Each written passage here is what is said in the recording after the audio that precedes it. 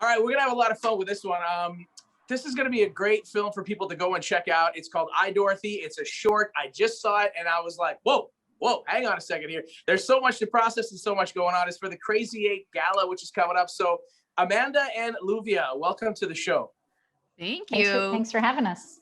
So Hi. Amanda, you were the producer of iDOROTHY, correct? Correct. Yeah. So with Download Joy Productions, which is the company that Luvia and myself and our writer Hugh Lander own, we pitched it to Crazy Eights. And so it's a co-production. Crazy Eights is the presenting producers, and we got to do it as well with them. So. Yeah. What a fantastic short. I'm watching it and you're just like literally 30 seconds in, you're gripping. You're like, what's going to happen? What's happening? And, without giving anything away, give us a little bit of the premise of this film.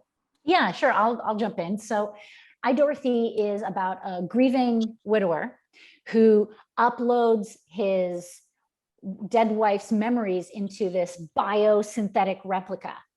And everything seems fine. The reunion is beautiful. And you think, oh, good. They get a second chance at love. But she starts getting these flashes, these memories, and she can't really understand what's happening.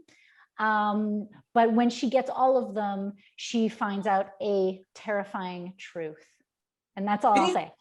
It's so gripping too, and it's only about 13, 15 minutes long. Yeah. I just want to give a little bit of props to the actor and the actress in the. Can you give their names and give them some props here? Well, I can speak about Carmen Moore. So she's just got a Canadian Screen Award nomination. She's fantastic. She had never done a Crazy Eights before, and Carmen and I are both. I'm an actor as well, and we had just passed each other always. We had never had an opportunity to work together. So when her name came up as a possible person to play Dorothy, we jumped at the chance. She was free. It all worked out. And then for Hiro Kanagawa, that's Amanda's brilliance. I mean, I started out in the theater community, and Hiro Kanagawa is a very well-renowned playwright and actor that's just been doing phenomenal work for many, many years. And he actually was also in Parabola back in 2019, which was a year that I actually produced another Crazy Eights called Ada.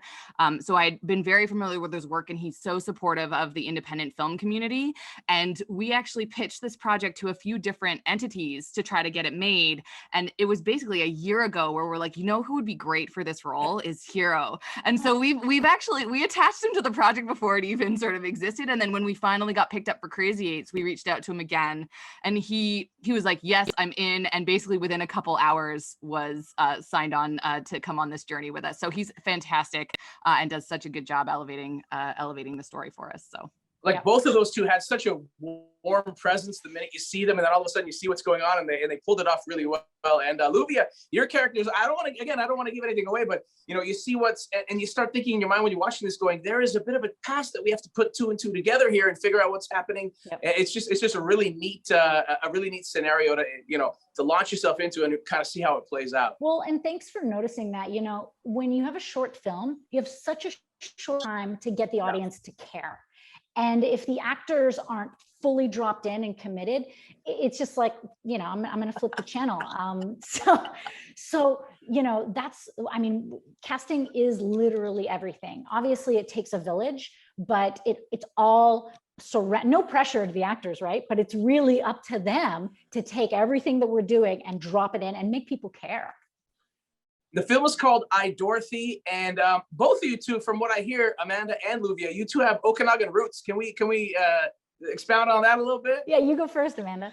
Yeah, sure thing. I mean, I'm from Penticton and went to school in Kelowna to first start out in university. And my sister has a house down in Kelowna, so I always was spending, especially with the pandemic, it was so nice to just escape down to the Okanagan and live there for a few months. And it was sort of this sort of odd journey back to my past, but realizing just how beautiful it is. And I've got plans to come back down, spend a couple months when when the sun shines as well. But yeah, all of my family is there. So I'm so excited. This is one of the things about moving to Vancouver, is that a lot of the work that we've been doing out here, especially with something like a gala where people had to go in person in past years, to be able to share this now all across British Columbia. I'm so excited for my parents and my sister to be able to watch it from where they are. And I have a bunch of friends that are down there as well. So it's sort of a unique opportunity to share stuff from Vancouver down in the Okanagan. Amanda, remind me, what high school did you go to? So I was in Penn High. So I went yeah. to Penn High, and then I went to back when it was Okanagan University College. Transitioned into UBC Okanagan. I was actually like part of that transition process out there in Kelowna for like the switchover of the universities, which was fantastic. But way back, my way back roots are showing for for Kelowna. I got you beat, because I went to KSS back when it was the old school. So like before they built the new one and they amalgamated the two high schools. So I'm an old time KSS graduate. We had so wooden awesome. lockers, you know, it was back in the day. But yeah, I went to high school there, and it still feels like home in a lot of ways. And I call a lot of my friends still live there, and I love to go back as often as possible.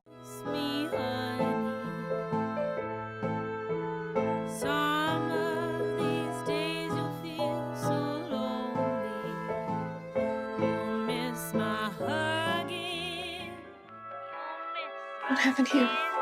Well, you know me and anything high tech.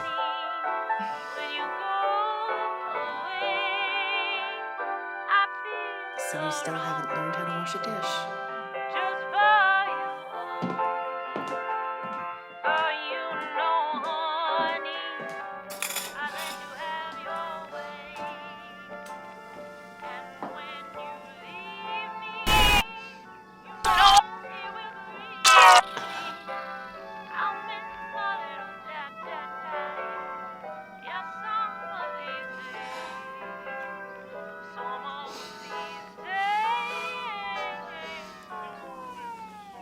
Do either of you two, or maybe both, hear back from either your theater professors or old drama teachers and whatnot on these projects that you two are involved in? And what kind of things do you hear when they see you guys doing what you're doing? I actually have sorry, I'll jump. It's so funny. Literally 2 days ago, my old improv team from high school started a group chat where they've been sending around these photos of us performing things.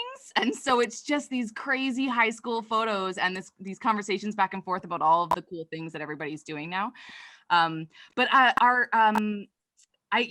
don't hear from I try not to bother the like teachers too much with this stuff, because it was back, I don't know, it was way back before. I don't have their email addresses, I think, is part of it as well. But trying to definitely connect with the graduates for sure as much as possible. I saw my old high school drama teacher at a play in Vancouver. He had come out to see Ben Cotton, who's a graduate of KSS and who's an actor, quite a successful actor in Vancouver. And we ran into each other at a play. And I was so excited to look at him and say, guess what? I'm an actor, like I'm doing it, you know? Back in high school, I was kind of trying to figure out what I wanted to do. And I was also an athlete. So I would do sports, and then I'd jump into drama. And I did that for a while. And I eventually just landed into being an actor and pretending to be an athlete, you know, pretending to be tough and stuff. Now, there are kids that are going to be watching this with their parents and whatnot and going, you know what? I do a little bit of acting in high school or junior high or elementary or whatever the heck it is. And they maybe have that fear inside them of, I don't know, like it's a big leap. How do I get into this? How do I have the faith to do it? So the floor is yours, ladies. Just kind of give a little bit of insight if you can, or a little bit of props to, hey man, you know, like this is something that you actually can do. We've done it. We're doing it. Yeah. I mean, Amanda, I know you've had quite a long journey that's taken you from all these different points, and that'll be interesting to hear. I mean, what keeps me going is I honestly don't think I'd be happy doing anything else. So I figure, you know, if I'm going to work, I might as well work towards something I love, because there's always a chance that you're not going to, you know, whatever success is, you might fall flat on your face. but you might as well fall flat on your face towards something that you're really passionate about. Because when it gets sucked to like, I don't know, what if nothing against accountants, but what if I became an accountant for security and then I got fired? That would suck. Yeah. You know? So if I'm going to get fired, I want to get fired as an actor or director, or do you know what I mean? Something I'm passionate about. So I don't know if that's positive, but that's how I feel. Okay. All right. Amanda?